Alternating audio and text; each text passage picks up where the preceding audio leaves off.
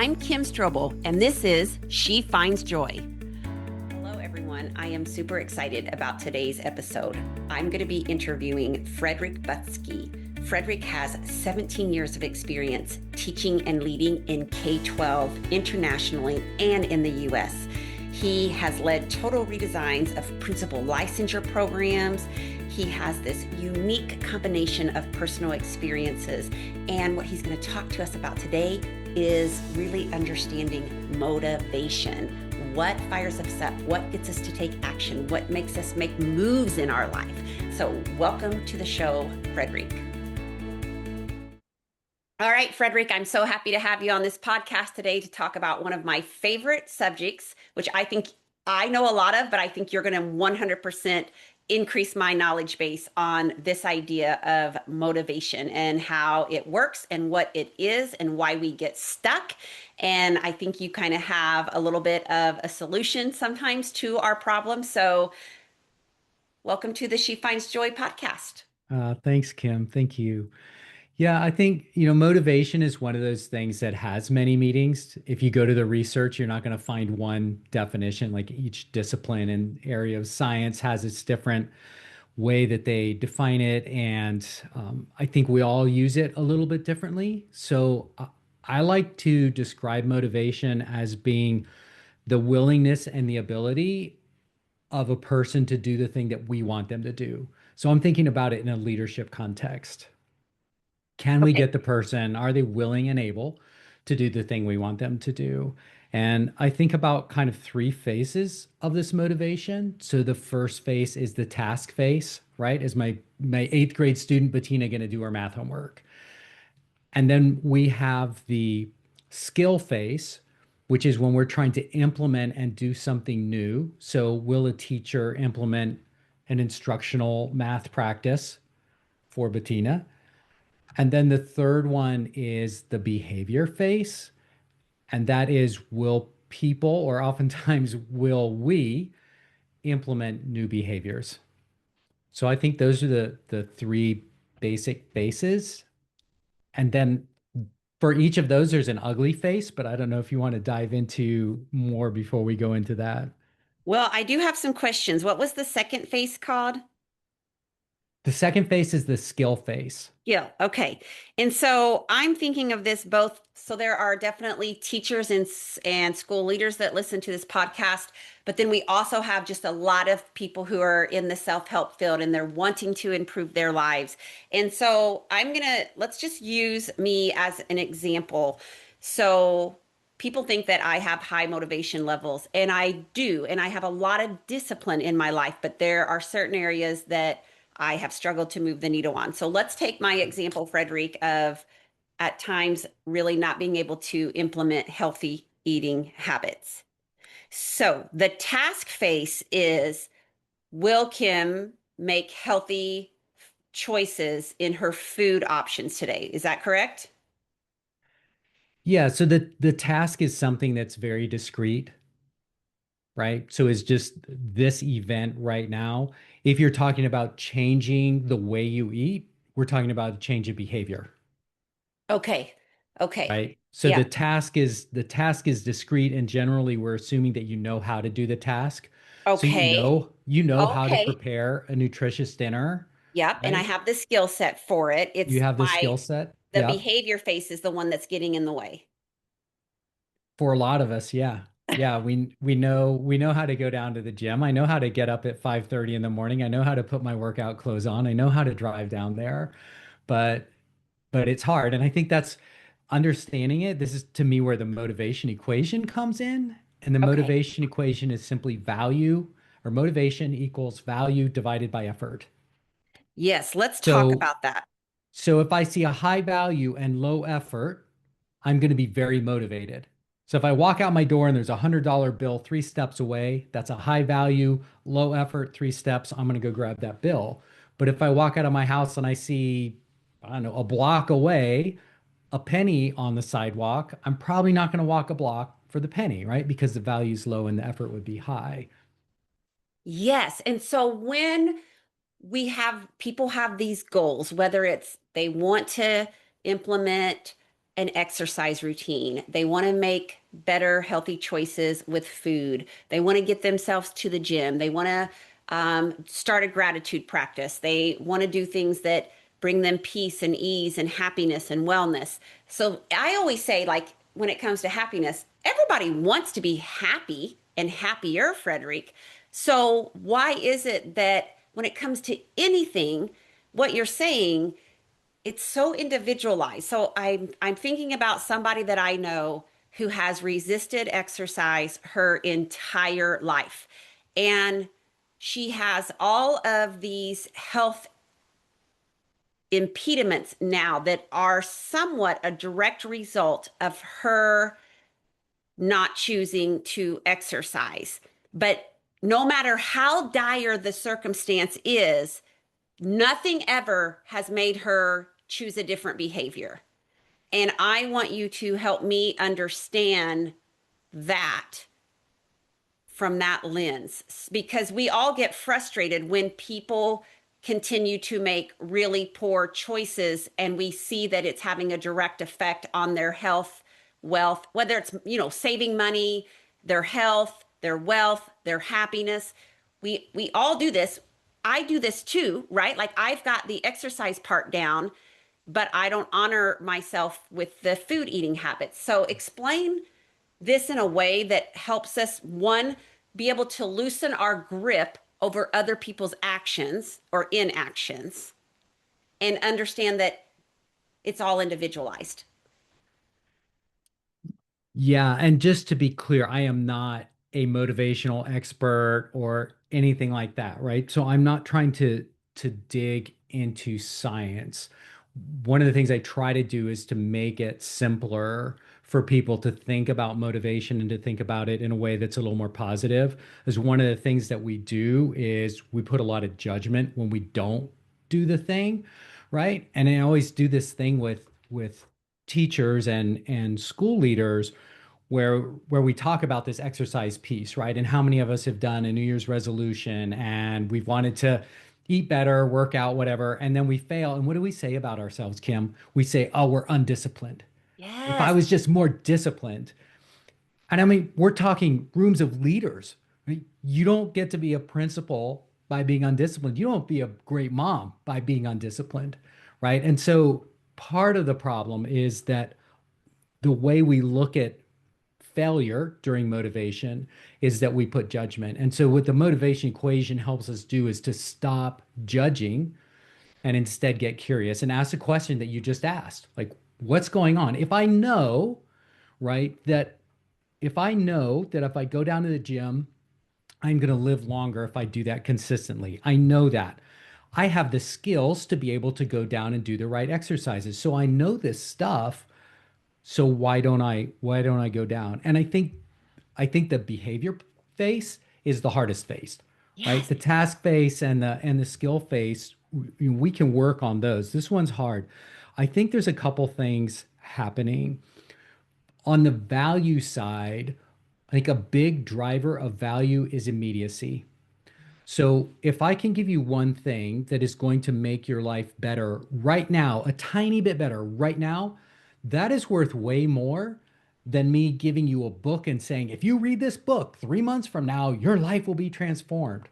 Like, the further away it is, the less valuable. And that's one of the things that's so hard, I think, about taking care of ourselves, right? Yes. That we have that value piece. It's so far off. I think Okay, there's, I'm going to stop you for a minute yeah, because I yeah, think yeah. that really speaks volumes. And so we all love immediate satisfaction. We all love that. And so what you're saying is a lot of times I'm I'm taking a person I know who just feels so lost from her life and she's just like so upset with her body and she's so upset with the way it looks and she's tried for years to try to make herself get back into an exercise routine. And it's kind of helping me see why she can't take action, maybe, is because it's also like, it feels like I'm not going to see results for months. And so it doesn't, and I'm not even sure at this point, I even believe my body can be changed because I'm Mm. so down the tubes. So I don't see the value, even though somebody else is trying to tell me the value, I can't see the big picture of it enough to buy into it right now to put the effort in because the outcome is so far away. I Yeah. see. Hello, friends. I want to quickly interrupt this podcast to tell you about why we need to consider placing happiness at the forefront of not just our schools, our businesses, our organizations, and Fortune 500 companies, but really understanding that when we place happiness at the forefront, we change every single lever in a person's life, from how they're showing up in their workplace to how they're showing up in their health, their family, their fitness, and all the other important areas that are super important to living a life that feels very good from the inside out. As many of you know, I travel across the country and give motivational keynotes to schools, businesses, people like the FBI, banks, healthcare organizations, and of course, schools and education conferences. And I am so adamant about teaching others the positive effects that happiness and well being can have on our brain. We know that when we can get employees' brains to positive versus negative, neutral, or stressed, they are going to be 31% more productive in their jobs. They're going to be 10 times more engaged, 3 times more creative, and 23% less stressed. It is for this very reason that I am passionate about teaching others the science of happiness, the secret to better work and better life, and how we can really bring our happiness to the forefront. And when we do, we change every single business, education, and organizational outcome. If you're interested in booking me for a keynote, if you're a school, you can go to strobeleducation.com. And if you're a business or an organization, you can go to kimstrobel.com. Yeah, I think a piece of it. And I wonder also if there's, again, around the kind of taking care of ourself theme, I think there are counter narratives that play in our head that offer value competition, right? So yes, I know I should take care of myself and I will live longer and I'll be healthier and happier. And at the same time, if I sacrifice my health because I'm too busy taking care of everybody else, that actually feeds a different value, right? So I can value my personal health, but I can also value my self-image as somebody who sacrifices for others. And sometimes I think those things can compete against each other and make it more difficult. Yeah, it's true because in particular, I hear women say, I just wish I had some time for myself. I just wish I had some space for myself. But when I say things like, what if your spouse was the one that put the kid to bed instead of you at least half the time? Well, I don't, that my kid counts on me to do that. Like I want to be the mom that reads the story every night. So what you're saying is, it would be helping them just understand that they are placing a higher value on that than they are. So they might want peace of mind and the ability to de-stress, but it's so important for them to be that mom that can say, I do this every single night. And if I don't do it, I'm going to feel guilty. And I don't want to feel guilt. So I'd rather feel stressed over here that I'm not doing the thing to take care of myself because I don't want to have to feel guilt. Yeah, and a positive twist on that. So I was just working with a nonprofit leader last week, and we were having this discussion because one of the tasks that I had set for them was to look at improving their morning routine. And so we were breaking down like why, if you can't get your morning routine the way you want it, why, what's happening? And she said, I'm focusing all my attention on my kids.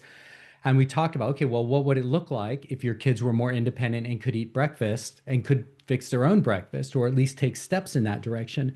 And she just said, no, I like making them breakfast in the morning. So again, it's that values, that's a trade-off, right? And that's not saying it's bad to want to take care of your kids and make your kids breakfast in the morning. That's pretty awesome. So, but understanding then where the value trade-off is. And do you ever then sometimes, though, help them challenge these crazy expectations that one places on themselves? Do you ever help them? Like I always say, everything that you're a yes for, yes, I'll make the kids breakfast. Yes, I'll do, yes, yes, yes. You're also intentionally a no to something else, right? So she wants to do the breakfast and probably she's a pretty spectacular mom and wants to do all of these things so that she can feel good as her role and responsibility of mother. But then is part of your work ever helping them see though that sometimes we do need to make different choices so that we can be a better version of ourselves to everyone around us? Yeah, so a big part of my work focuses around purpose. And again, I work with school leaders a lot. So our purpose is people, right? How do we support and grow our teachers so we have better outcomes for kids? And I think parenting is pretty close to that as well. And what I teach in terms of purpose, staying focused on your purpose, is really being mindful of the difference between a priority and a task. And too often, when we get caught in urgent mode, we're reacting. And when we're reacting, what we're doing is we're focusing on tasks. And so the other way to operate is to be driven by people and priorities instead of tasks and urgency. And I think that helps us be more mindful of the yes and no, because I love that. Every yes is a no to something else. And I think one of the problems is we don't make those decisions intentionally. We just say yes, yes, yes to the first thing that comes along, not really thinking about all the things where the no's are piling up behind us. Right. But if we stop thinking about the tasks and we start thinking about, okay, well, what do I really want to achieve? What are my priorities? Now I start to make my decisions more intentionally and a little bit differently and say, oh, wait, no, this thing actually isn't as important as this other thing over here. So, knowing that we have school leaders on this podcast, let's run through an example of a task versus a priority and how you might help them to look or shift their thinking around that. So if I think a typical one is a lot of the kind of the administrivia that comes with leadership, right? I got to fill out the report. I have to answer the emails. I need to proof the parent newsletter, right? And so all these things are on my list. So I wind up just trying to work down and check through my list. And the thing I don't get to is checking in on my new teacher who I know is struggling a little bit, but I'm too busy taking care of my tasks to go prioritize that person and check in there. So understanding priority management, what I do is I make really intentional decisions about what's actually more important. And is answering this email more important than going down and investing 5 minutes with that teacher down the hall? I mean, maybe if it's from the lawyer or the superintendent or something, yeah, I need to do that. But many times we get caught up in things that really aren't that important or that we don't even have to be the ones to do, right? If I'm a busy school leader, why am I proofing the parent newsletter? I have lots of competent people around me that can do that job. Yes. Yeah. Oh, yes. I mean, I'm just having so many thoughts because like I don't know if you've ever taken the Colby Index, but it's like one of the many personality tests. There's the Enneagram that shows you how you operate in your life, and of course, all those different quizzes. But I'm a Colby quick start, and well, of course, my anxiety and I didn't know this, Frederick, until recently when my nurse practitioner reached out and said, Kim, have you ever been tested for ADHD? And I'm like, why would you think that, Haley? Like, it's enough that I have anxiety. Why do you think I have ADHD? And she's like, I'm just kind of getting the feeling that we should test you for that. And so she goes through these questions and she's like, I'm thinking, oh, I don't have this. She's like, are you kind of, oh no, I'm very organized. Everything's structured and organized in my life, Haley. No, I don't have.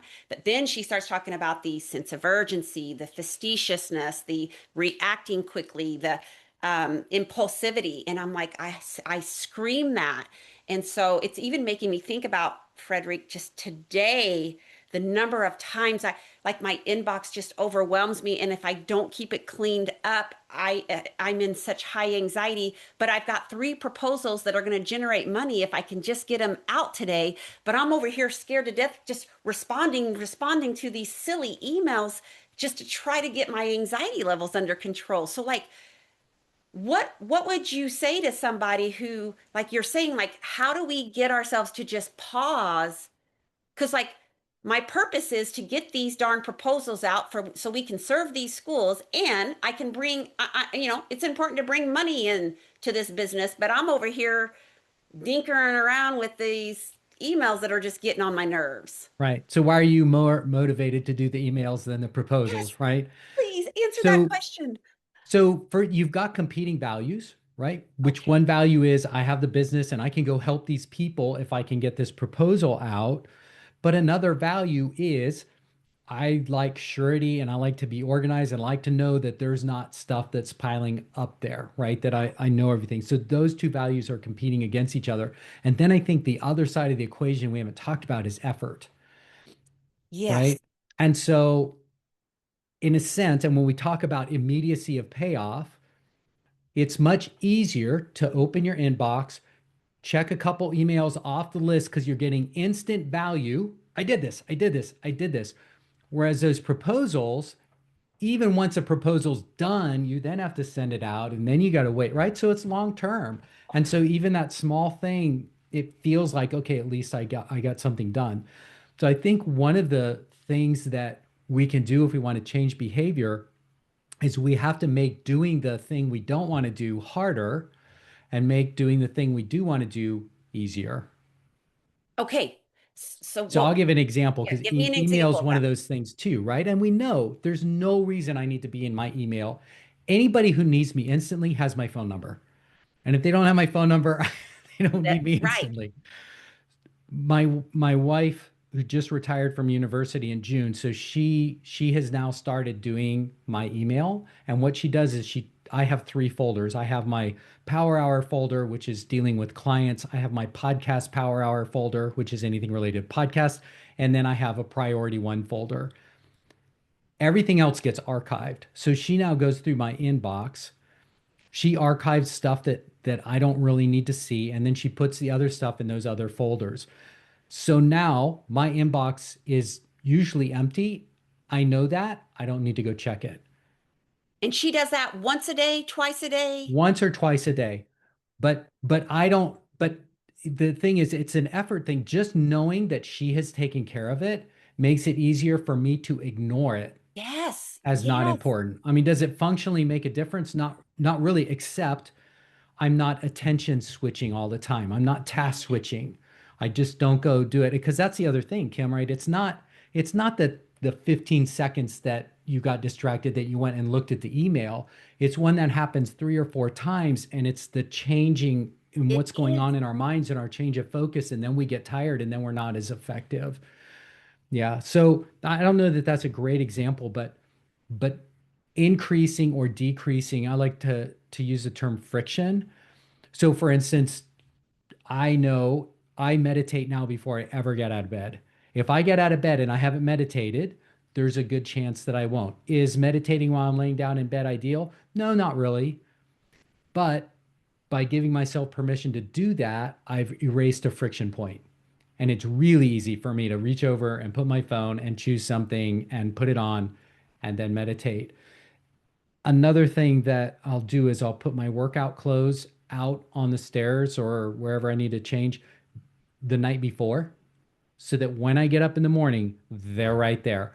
It doesn't sound like a big deal, but when you're trying to convince yourself to go do something that you really don't feel like doing, because I'd rather just sit and have an extra cup of coffee, everything that we can do to make it flow easier. You know, you and I were talking about backpacking, I think, before we got on, because Yes. I'm an avid backpacker. The hardest part of backpacking for me is stepping out my own front door. Isn't I love to go. I do this thing, I call it the 24-hour soul cleanse. So I'll bug out early on a Friday afternoon, go into the mountains. I live in the Blue Ridge Mountains. It's gorgeous here. I'll run out, hike in 4 or 5 miles, camp out, and then hike back. I'll get back Saturday before noon, right? 24 hours, and I just feel better. But I don't do it nearly as often as I should. And so thinking about ways that I can decrease the friction. So people can't see it, but I've got a backpack hanging on the wall here, right? So that's my reminder. But that pack is packed. There's a tag on the pack that lists the 5 things that I need to add: food, sleeping bag, and a couple other things that have to go in there before I can take off. but I could be ready in 15 minutes. So setting things up that way so that it makes it easier for me to go, right? When I decide, yeah, I really should go, now it's really easy. I just throw these three things in. I don't even have to think. I look at the list and I'm out the door. So I think looking at ways that we can decrease friction is really important. Okay, I I love what you're saying. To me, the terminology, I love the word friction because that's what it is, but I call it engineering your environment for success. And so it reminds me of like if you so I have this obsession with Russell Stover cream eggs, Frederick. It's ridiculous. I don't know if you've ever heard of them, but I've liked them since they only come out at Easter, and they like maple cream or strawberry cream. And so I have had an obsession. Like the obsession is, I'm scared to tell you this about me, Frederick, because you will judge me. You just won't be able to help yourself. But I buy those and have for years by the case. And one time I ate 143 of those stupid eggs in 3 weeks' time. This was like in my 20s, okay? So every year, I used to buy cases and cases because they only come out once a year. And so every year I say, like, this year I really thought I would get a handle on it because I have been doing better with my sugar intake. So I just told my husband last week, I did not order a case of those. I bought like 12 of them and ate them, but I did not buy a case until 2 days ago when they popped up on the screen. And then I bought a case. So now I have not engineered, because here's the thing, Frederick, I will eat all 18 of those eggs that come in that case regardless, because now they're in my home, right? So there's hardly any friction there. I go walk to the buffet and I grab one and I eat it.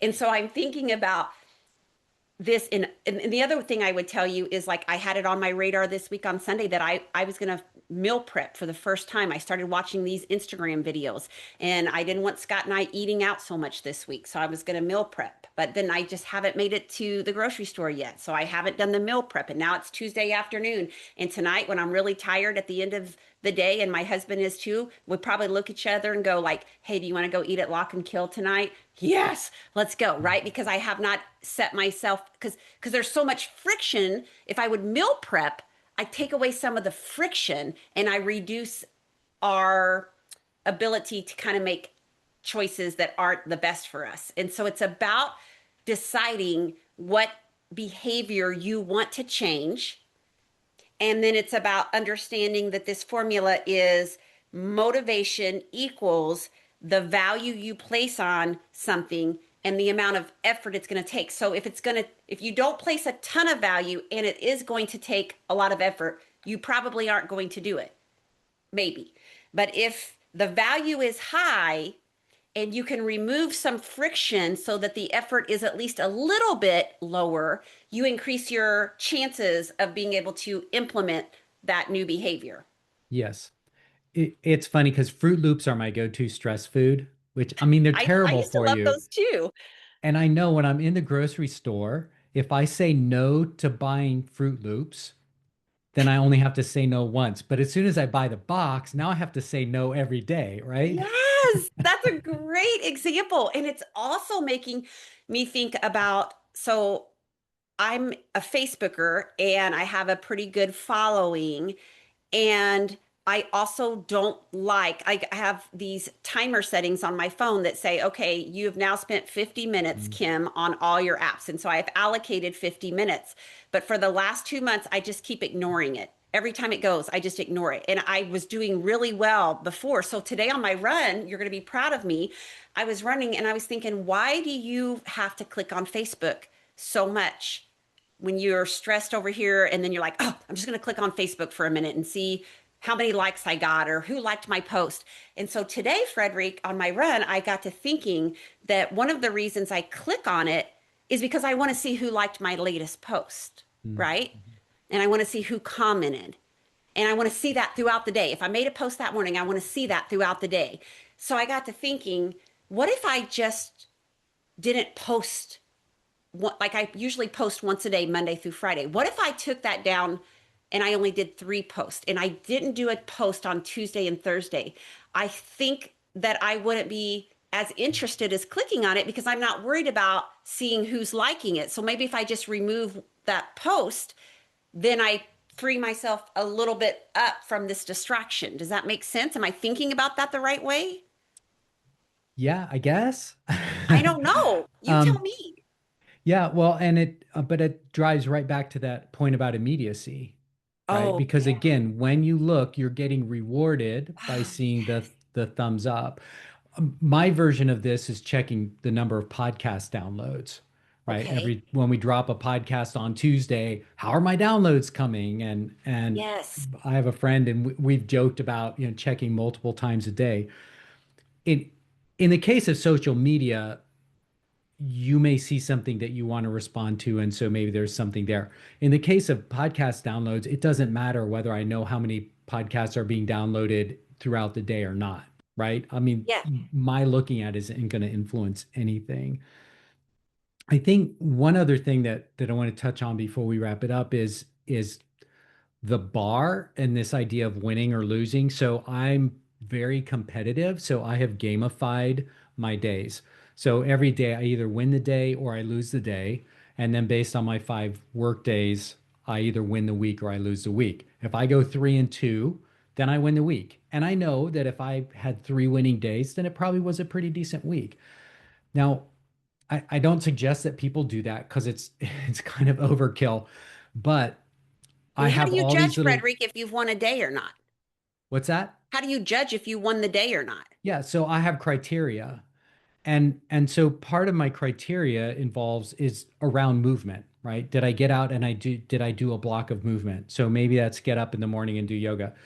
But what counts as movement, I can raise or lower that bar. So if I've been struggling, what I want to do is I want to build some momentum and I want to build success, right? Success builds momentum. Yes. So if I haven't been doing my yoga in a while, like I had knee surgery back in December and it's been just really tough to get back into it.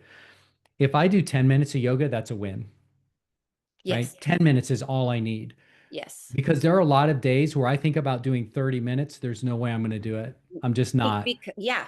But I can do But 10 minutes. right. The other thing I do, this sounds silly, but if I drive down to my gym, that's a win. I don't even have to walk in the door. If I drive down, that counts as a win because I know once I get down there, I'm going to walk in the door. I'm going to Okay. do something, right? But I put a low bar on it. Yes. If a win is working out for 2 hours, that's really hard. But if I just have to drive down there, okay, and then maybe I'll walk in the building and I'll do 3 exercises and I'll leave, that's a win. Yes.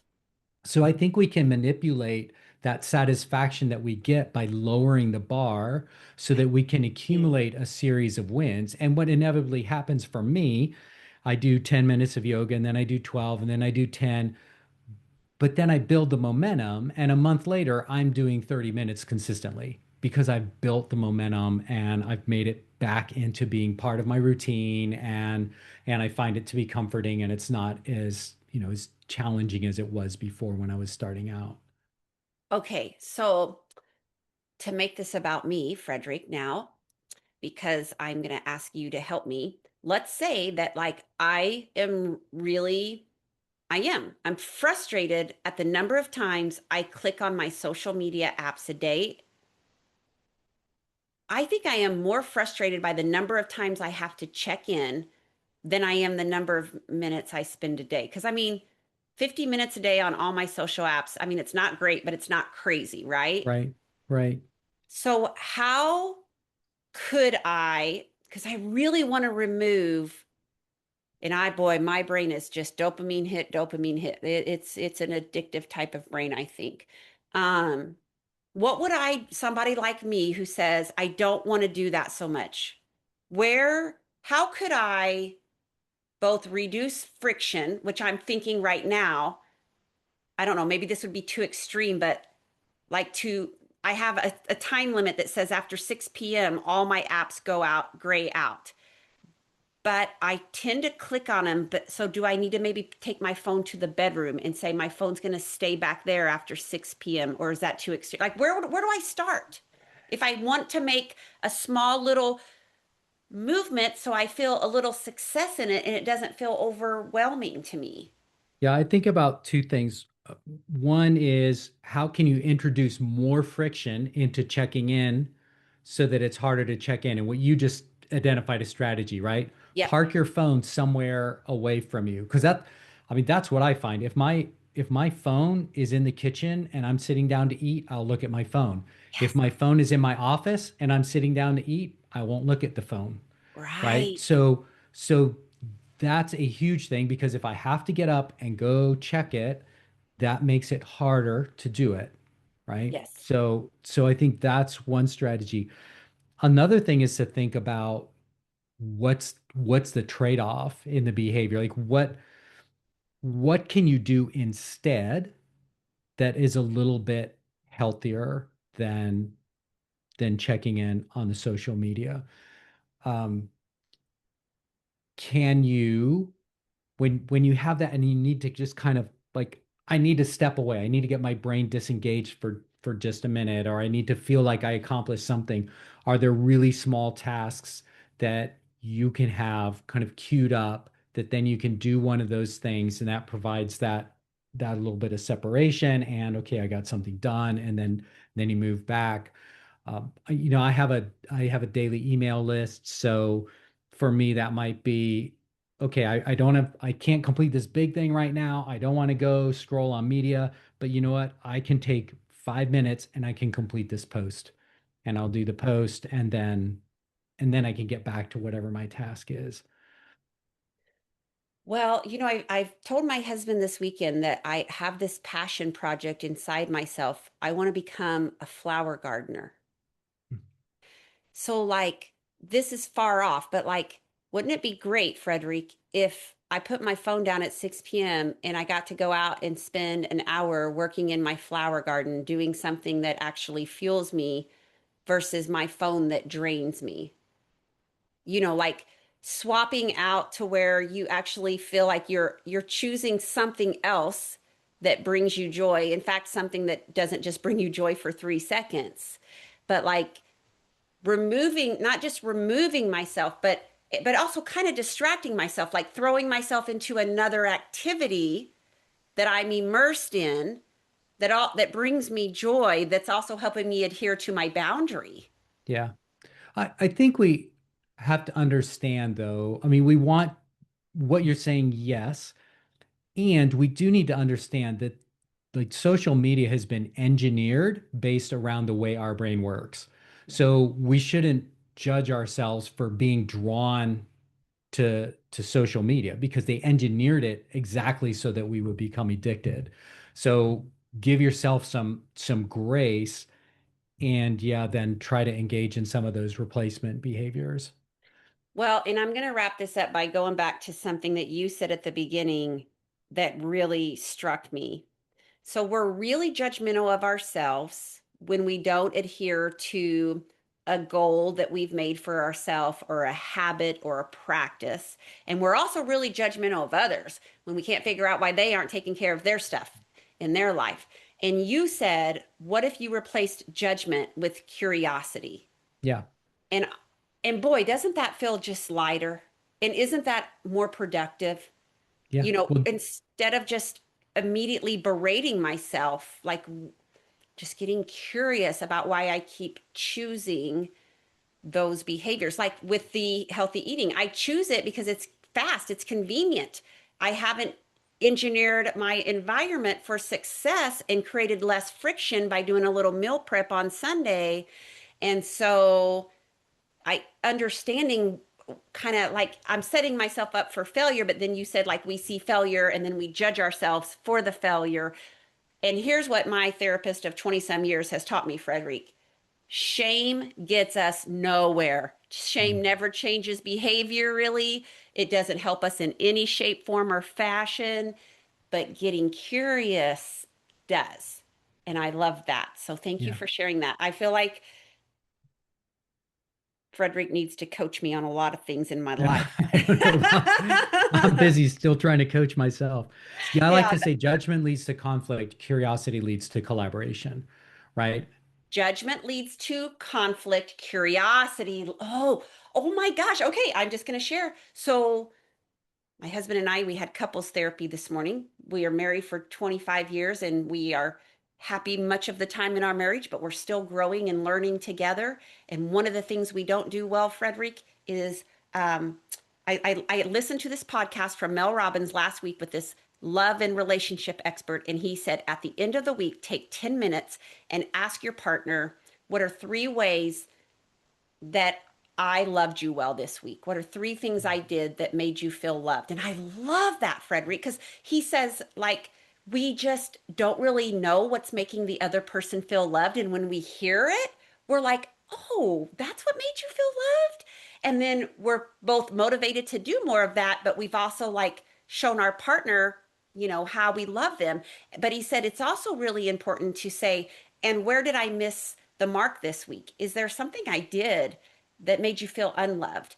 And so we were talking with our therapist this morning. We haven't had a couples therapy session in a couple years, but we always do individual. And I said, I'm nervous about that second question because my sweet husband can get triggered easily if I give any kind of feedback. And I do too at times because my ego gets in the way. So, like, how can we emotionally hold space for that and not let that turn into like he and I getting defensive? And he simply said, just when that person shares that this kind of hurt me this week or it made me feel a little bit unloved, you then, as the partner, say, can you tell me more about that?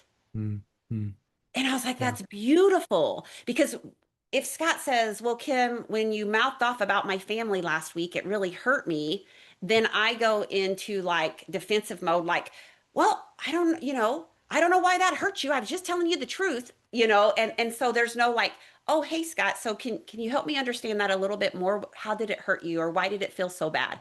And that's the part he and I have to improve on. We're really good at filling each other's cups and loving each other in big ways, but when we have to kind of talk a little bit about the hard stuff, it gets a little, even after 25 years, it's a skill set we're still working on.